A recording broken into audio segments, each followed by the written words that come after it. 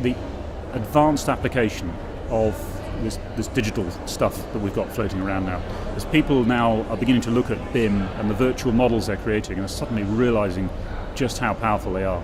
And part of the power of them is being able to visualize.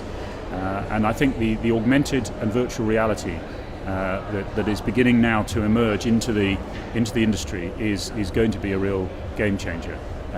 There is, I think, a touch of irony that because the organizations that have created a lot of that come from the gaming industry. So the merger of the gaming industry and the BIM technologies, if you like, I think is going to be a really, really interesting time, because that's the point at which remote operation within a virtual environment becomes a possibility. So you're completely removing people from some really quite risky, dangerous environments or environmentally hazardous in terms of fumes or emissions or dust. You can take them out completely. You can operate from within that environment. And although in the past there have been lots of questions about, well, will the accuracy be good enough? Will quality be good enough? Will you be able to spot what's going on? The truth is that in the past, the human element of this chain has always been the weakest bit, because of the quality, the regularities, the moods, all the rest of it that are the characteristics of the human are still very prevalent.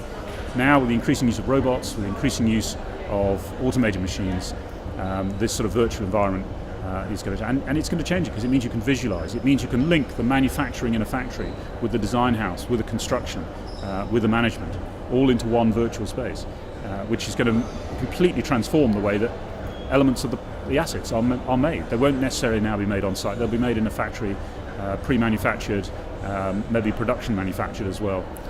And that, bringing that together with the process benefits of thinking about how you do things in the virtual world.